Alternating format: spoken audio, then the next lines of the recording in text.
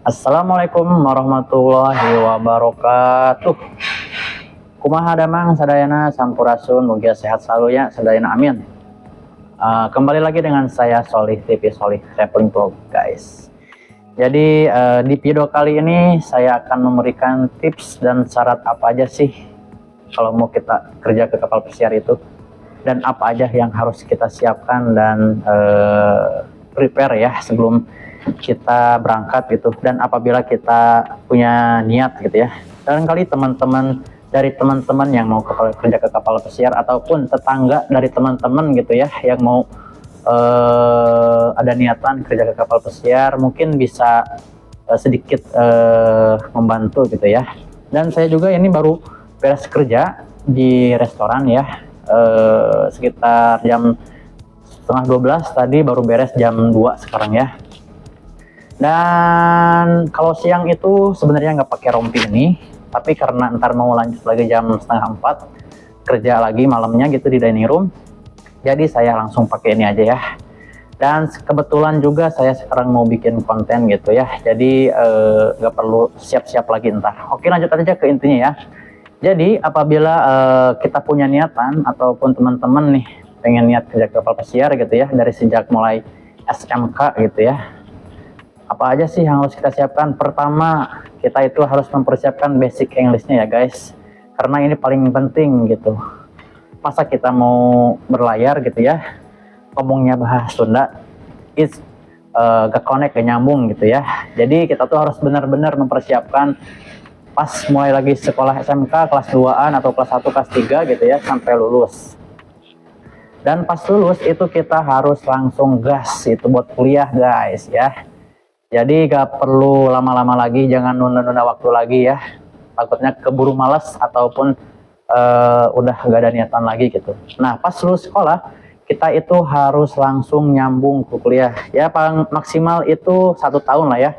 Dan syarat perusahaan itu sekarang paling juga 1 tahun ya. 6 bulan materi dan 6 bulan juga magang gitu. Nah, habis itu kita langsung namanya kuliah nih, misalkan 6 bulan ya.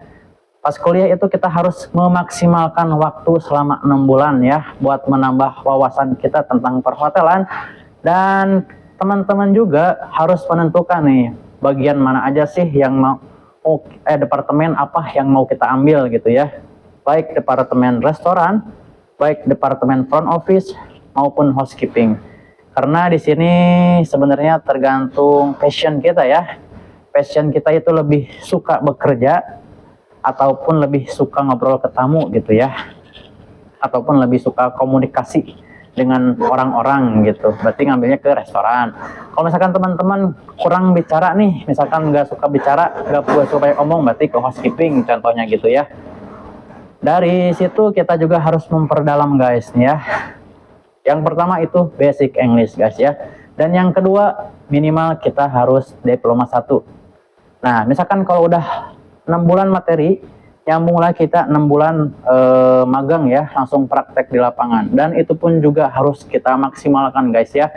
Dan usahakan itu kita harus ngambil bintang 4 ataupun bintang 5 hotelnya ya, pas magang itu. Karena apa? Karena setiap perusahaan mempunyai standar requirement ya, standar persyaratan untuk hotel bintang 4 ataupun hotel bintang 5. Kalau saran saya itu lebih baik ngambil bintang 4 ataupun bintang 5. Kenapa? Karena pertama, di situ kita harus ngelatih mental kita ya. Mental harus menghadapi pekerjaan yang berat ibaratnya ataupun yang rame gitu ya. Jadi di situ kita harus ngelatih dulu ya sebelum kita langsung kerja beneran gitu ke sini. Nah, kalau udah lulus, misalkan teman-teman nih udah lulus dan belum wisuda, misalkan terus ada agensi yang lagi ngebuka nih lowongannya gitu ya, sesuai dengan pekerjaan yang kita inginkan gitu ya. Kalian teman-teman juga bisa langsung ngelamar guys ya, dengan syarat minimal 21 tahun. Jadi persyaratannya itu juga nggak susah guys. Pertama, kalian tinggal minta SKL ke kampus, yang kedua CV, yang ketiga sertifikat magang kalian itu ditunjukkan ya, dan setelah itu mungkin SKCK dan juga foto. 4x6 warnanya mungkin oranye atau biru ya sekarang. Nah, habis itu kalian akan dituntun untuk kalau lolos misalkan ya, kalau misalkan lolos interview, kalian akan harus Marlin test dulu. Marlin test itu apa sih? Marlin test adalah tes bahasa Inggris ya. Mungkin kalau kita grammarnya itu harus disiapkan gitu ya. Untuk lebih detailnya mungkin teman-teman bisa Google karena saya juga nggak begitu paham gitu ya untuk grammarnya. Apa aja pertanyaannya, dan untuk detailnya kalian bisa Google aja ya. Nah, yang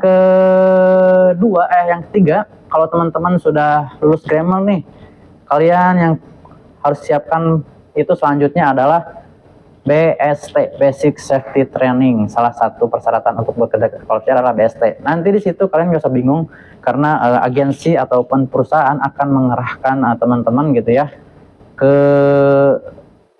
Pertamina ataupun ke yang lainnya gitu. Biasanya 1 minggu itu dengan total biaya 1,5 sampai 2 juta, belum termasuk ngekosnya, belum termasuk makannya juga gitu ya. Nah, misalkan udah lulus BST-nya nih teman-teman bisa langsung lanjut ke Semenbook. Semenbook itu adalah buku pelaut ya, buku pelaut. Nah, kalau misalkan buku pelaut itu cepat juga ya guys, karena kalian akan diarahkan juga sama perusahaan untuk langsung datang ke Tanjung Priuk ya, ke Sah Bandar 1. Nah, itu biasanya 3 hari sampai 5 hari langsung jadi ya. Nah, kalau misalkan BST kalian udah jadi, BST teman-teman juga ada, langsung kalian ke paspor ya. Paspor itu juga nggak lama, kalian akan diarahkan juga untuk yang pertama join ya. Biasanya itu kita tinggal datang aja, dan antriannya pun harus dari jam 4 guys, karena rame banget ya. Karena dari kalangan agensi juga akan membuat visa, biasanya di Tanjung Priok waktu itu saya ya. Cuman kalau sekarang nggak tahu juga ya, udah pindah apa masih di situ kantornya gitu. Tinggal teman-teman tanya aja sama agensinya. Nah, habis misalnya paspor lulus, kita harus bikin visa sama medical check up guys. Nah, ini dua ini yang membuat PR ya sebenarnya. Karena apa? Karena visa itu penentuan buat kita nih guys. Visa itu bisa jadi depending, bisa jadi di reject, dan bisa di approve. Jadi banyak-banyaklah berdoa buat teman-teman gitu ya.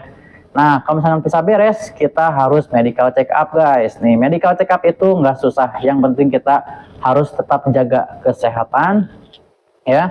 Dan juga harus mempersiapkan puasa dulu gitu. Dari jam 8 malam sampai selesai medical biasanya jam 12 ataupun jam 11 siang lah ya besoknya gitu. Nah, mungkin ini aja tips-tips dan syarat untuk bekerja di kapal pesiar ya. Semoga bermanfaat buat teman-teman, dari teman-teman maupun tetangga teman-teman gitu ya yang mau kerja ke kapal pesiar, bisa membantu gitu. So jangan lupa like, subscribe, komen, dan nyalakan tanda loncengnya apabila bermanfaat. Oke, jangan lupa terus ikuti channel saya ini. Mungkin 3 hari sekali ya uploadnya, karena waktunya juga gitu ya. Jadi insya Allah akan saya seringkan juga nguploadnya gitu. Tapi kita lihat juga, karena lumayan juga buat ngambil videonya gitu ya, sedikit memakan waktu gitu karena lagi kerja juga gitu. Nah, dan saya juga kemarin sempat mau nge-review kapal ya guys, tapi masih menunggu persetujuan dari kaptennya. Tapi saya sudah dapat izin, tinggal bikin. Oke. So, jangan lupa ya guys, komen, like, subscribe, dan sharing. Nah, jadi itulah tips dari saya ya. Tetap semangat dan jangan berputus asa, tetap konsisten dengan tujuan kita. Oke, bye. Assalamualaikum warahmatullahi wabarakatuh.